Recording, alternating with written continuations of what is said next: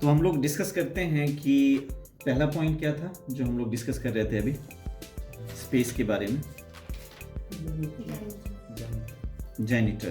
तो जैसे कि देख सकते हैं आप कि इस स्पेस में एंट्री से जब आप इस साइड को आते हो तो रूम के कॉर्नर में यहाँ पे एक स्पेस क्रिएट किया गया है। तो जेनिटर ऐसी जगह पे होती है जहाँ पे अनक्लीन चीज़ें होती हैं, जहाँ पे क्लस्टर होता है बाथरूम का, वहाँ उसी के पास में कहीं पे दिया जाता है। It's very close to washrooms etcetera. ठीक है, अब हम डिस्कस करेंगे सेकेंड पॉइंट, पोर्च। पोर्च क्या है? What is porch? जो बरामदा होता है उसको पोर्च बोलते हैं। तो पोर्च का डेफिनेशन क्या है? Small covered area. हाँ, कोई भी ऐसा स्पेस जो कि ऊपर से कवर्ड हो, और कंडीशन ये भी है it should be on the entrance of the house. It should be at the entrance of the house. It's a small covered space, which also people at times call it as veranda. तो ये जो porch है ये open होता है या closed? किसने बता दिया कि क्लोज होता है? पोर्च ओपन होता है। पोर्च अभी हमने डिस्कस करा कि पोर्च जो है ना ये ओपन भी हो सकता है और क्लोज्ड भी हो सकता है, मतलब उसमें डोर लगे हो सकते हैं, राइट? पोर्च के जस्ट बाद जो ये स्पेस देख रहे हैं, ये स्पेस क्या है? फॉयर। और पोर्च जिसे एक्चुअली हम कहते हैं वो पोर्च नहीं है, वो क्या है? पोर्च। बोलने में इसको हम लोग पोर्च बोलते हैं, लेकिन हमारे यहाँ क्या बोलते हैं इसको? पोर्च। ये फोयर नहीं है, इसको बोलते हैं फॉयर। सो दिस फॉय क्या है, किस लिए होता है?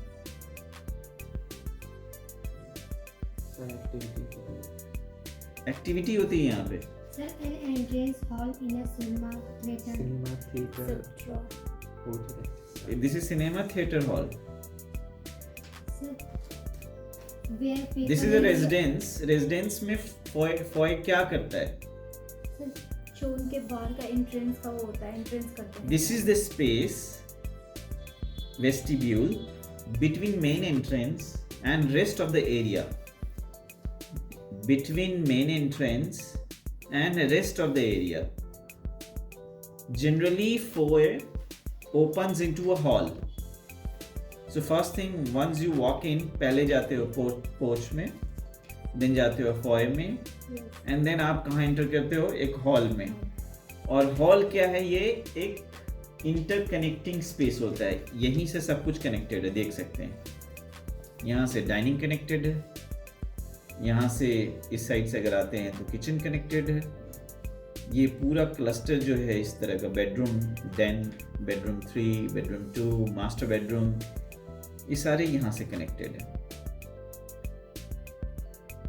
तो आप देख सकते हो कि इस फॉयर से स्ट्रेट जाने पे फैमिली रूम, लेफ्ट जाने पे किचन की तरफ आते हो, राइट जाने पे बेडरूम्स,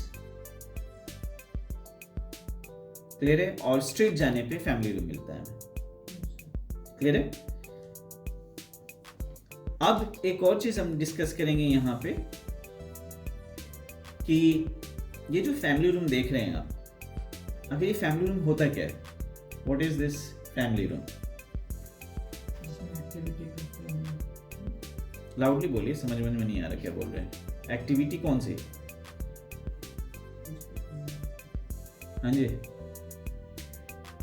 ऐसा लग रहा है आप लोग खो गए फैमिली रूम के बारे में, Place for the कुछ पता ही नहीं है। activities. हाँ? A place for the family activities. तो ये तो इसको हम क्या गूगल करेंगे, बुक्स में पढ़ के बताएंगे? ये तो वेरी कॉमन सेंस की बात है। Family room means for family activity. Family में कौन होते हैं? बच्चे होते हैं, बूढ़े होते हैं, यंग लोग होते हैं। क्या करते हैं बच्चे? स्टडी, खेलते हैं। लेडीज क्या करती हैं? अपना एक फ्री टाइम स्पेंड करती हैं, अगर उनको स्टिचिंग पसंद है तो स्टिचिंग कर रहे हैं, कोई कुछ कर रहा है, कोई गॉसिप कर रहा है, कोई गपशप कर रहा है, कोई नो लाइक और अगर वो ओल्ड जनरेशन के लोग हैं तो उनका अपना स्पेंड करने का अलग तरीका है टाइम को। तो जो फैमिली के अंदर में इन जनरल सभी के घर में जो आप लोग आपस में बैठ के फैमिली के साथ जो भी एक्टिविटी करते हो वो सारी चीज़ें यहाँ पे होती हैं। अच्छा, फैमिली रूम है, इट डजंट मीन कि यहाँ पे प्ले एरिया है, इट्स अ लाउंजिंग स्पेस। यहाँ पे सोफा वगैरह लगा होगा, ठीक है, यहाँ पे पूरी सिटिंग है, सोफा लगे हुए होंगे। अब सवाल आता है कि फैमिली रूम अगर है तो क्या ये लिविंग रूम ही है या लिविंग रूम कुछ अलग होता है? अलग होता है। लिविंग रूम अलग होता है। लिविंग रूम कैसे अलग होता है फैमिली रूम से? तो इसमें सिर्फ फैमिली के मेंबर ही मतलब आ सकते हैं, लेकिन लिविंग रूम में जैसे कि हमारे रिश्तेदार गेस्ट हो, वगैरह गेस्ट हैं। होए, हाँ, वो गेस्ट। उसमें रहने के लिए वो ठीक। तो सही कहा आपने, वेरी गुड।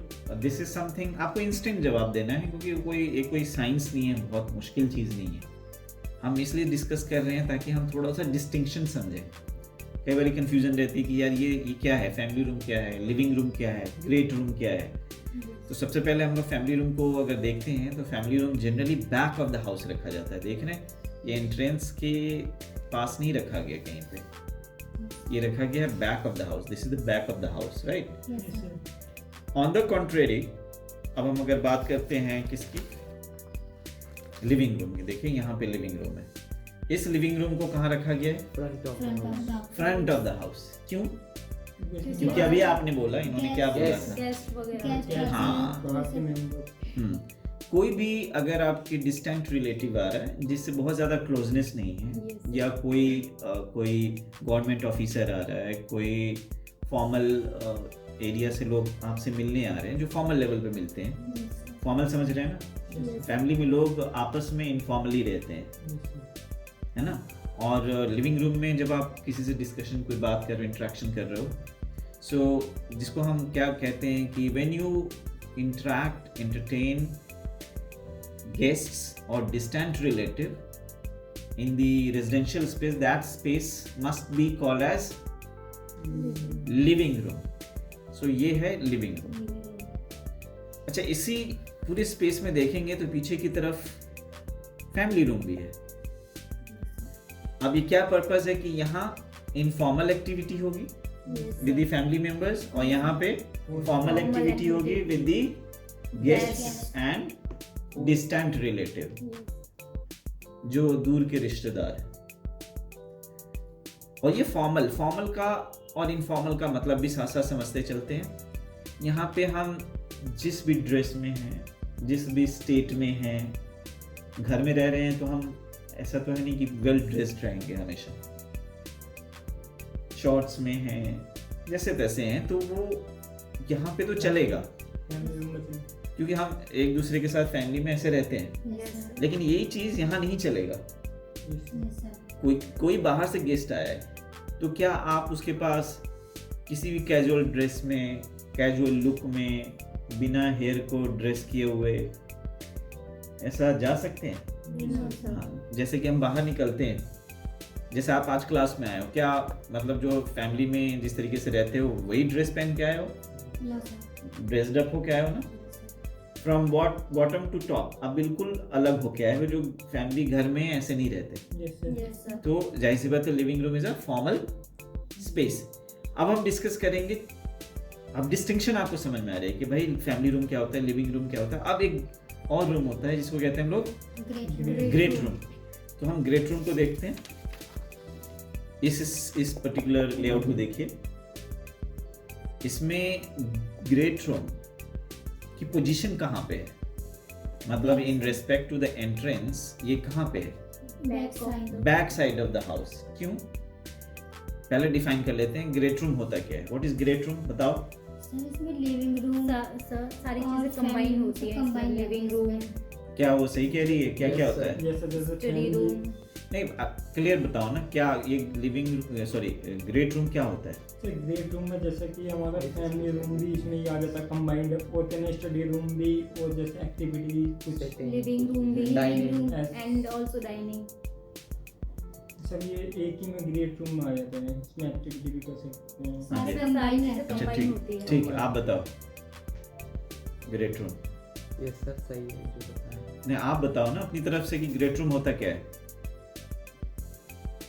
ग्रेट रूम एक कंबाइंड स्पेस है। यस सर, कंबाइंड मतलब मिला जुला। Yes sir. किस किस चीज का? Family living study room and dining. Family room, living room, study room, and also dining. May be dining room. Yes तो बहुत सारी एक्टिविटीज जहाँ करते हैं ना उस जगह को हम लोग ग्रेट रूम। ग्रेट रूम नाम देते हैं yes sir. Generally, right. Yes sir. अब नेक्स्ट सेट ऑफ क्वेश्चंस मैं पूछना चाहता हूँ कि ग्रेट रूम अगर किसी ने अपने रेजिडेंस में दिया है तो क्या वो फैमिली रूम भी दे, या ग्रेट रूम दिया है तो लिविंग रूम भी दे साथ में? सर ग्रेट रूम दिया है तो फैमिली रूम नहीं दे, लेकिन गेस्ट रूम जरूर होना चाहिए, क्योंकि गेस्ट रूम एक अलग कॉन्सेप्ट है। लिविंग रूम, हाँ लिविंग रूम जरूर होना चाहिए। गेस्ट रूम ये है ना, गेस्ट रूम में हम जैसा कि हम अपने फैमिली के इसमें आ सकते हैं। जैसे ठीक है, family ठीक है। members सर, वगैरह। आपके हाँ, कहने के living हिसाब से hall यहाँ पे कोई विजिटर्स के लिए Entry जो नहीं- बाहर से गेस्ट आए हैं उनके लिए कोई स्पेस नहीं नहीं है, नहीं होना चाहिए, नहीं है, नहीं। इस स्पेस में नहीं है। Yes sir. लेकिन देखा ये जा रहा है किसी भी मैं आपको दिखाता हूँ कि इसमें ग्रेट रूम है, आप देख सकते हैं यहाँ पे कहीं पे भी ना फैमिली रूम दिख रहा है नहीं लिविंग और ना ही लिविंग रूम। लिविंग रूम भी नहीं दिख रहा। अगर हम इसको और आगे चल के इसको देखते हैं तो यहाँ देखिए, यहाँ पे लिविंग रूम दिया है तो फैमिली रूम है यस सर। कॉम्बिनेशन में, तो फैमिली रूम और लिविंग रूम के कॉम्बिनेशंस होते हैं। Yes sir. लेकिन जब हम इसको देखते हैं आगे चल के भी कि क्या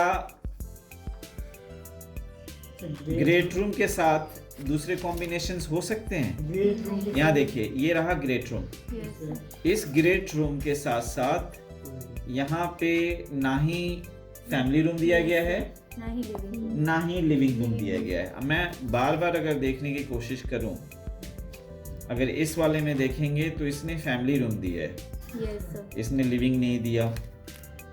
मैं आगे पीछे इसको हर जगह पे दिखाता हूँ तो आपको समझ आएगा। यहाँ देखिए तो इसने लिविंग दिया है, लिविंग के साथ साथ दूसरी चीज़ें नहीं दे रखी है, देख रहे हैं आप। Yes sir. यहाँ देखिए, यहाँ फैमिली रूम दे रखा है, लिविंग दे रखा है साथ में। Yes sir. लिविंग को फ्रंट में, फैमिली को बैक बैक में। अगर हम कुछ और लेआउट्स में जाएं तो यहाँ देखिए फैमिली रूम, लिविंग रूम। अब ये दोनों देने के बाद ग्रेट रूम नहीं आ रहा, यस सर। और जहाँ कहीं भी हमें ग्रेट रूम दिख रहा है, ये दोनों नहीं हो रहे। ग्रेट रूम देखिए यहाँ पे है, यहाँ ग्रेट रूम है तो यहाँ पे मुझे कहीं पे भी ना ही फैमिली रूम दिख रहा है ना ही लिविंग रूम। ना ही लिविंग रूम।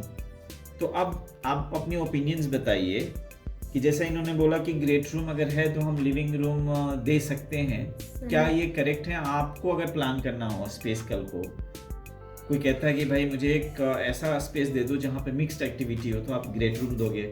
यस साथ में क्या है कि मुझे ना गेस्ट को एंटरटेन करने के लिए या अटेंड करने के लिए मुझे कोई स्पेस चाहिए, तो क्या आप लिविंग रूम बनाओगे? यस। हाँ जी। तो फिर ये लेआउट्स में क्यों नहीं दिख रहा हमें? नहीं, इसमें सर हमने कंबाइन दे तो रखा है, इसमें लिविंग रूम भी है, स्टडी रूम भी है, फैमिली रूम भी है, तो हमें अलग से देने का कोई वही नहीं बनता ना। हाँ, she is right, in a way she is right. लेकिन अपने अपने ऑब्जेक्शंस हो सकते हैं कि ग्रेट रूम है तो सब कुछ कंबाइन तो है ही, लेकिन there should be a point कि अगर आपसे मिलने वाले लोग बहुत क्लोज हैं, जैसे पहले भी हम डिस्कस कर रहे थे, तो उस केस में तो हम नहीं दे तो चलेगा।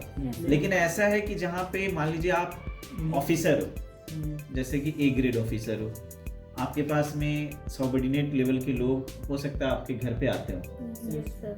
और बहुत फ्रीक्वेंसी में तो नहीं आ रहे लेकिन आते रहते हो, तो उस केस में आपको रिक्वायर्ड है कि आप एक लिविंग रूम Living कहीं room। पे फ्रंट साइड में देना क्रिएट करो। अच्छा, फ्रंट साइड में आप देख रहे हो ना, ग्रेट रूम पीछे की तरफ हो रहा है, back of the house, yes sir, और फैमिली रूम भी बैक ऑफ द हाउस दिया जा रहा है। यस सर, लेकिन लिविंग रूम हमेशा कहीं पे भी हम देख रहे हैं तो वो Front front of the house. House दिया जा रहा है। ये ऐसा क्यों है?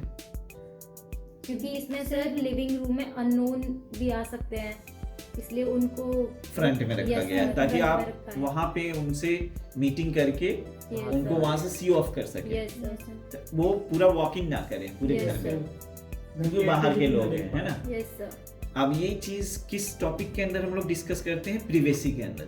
यस जो प्रिवेसी बहुत बड़ी इशू है।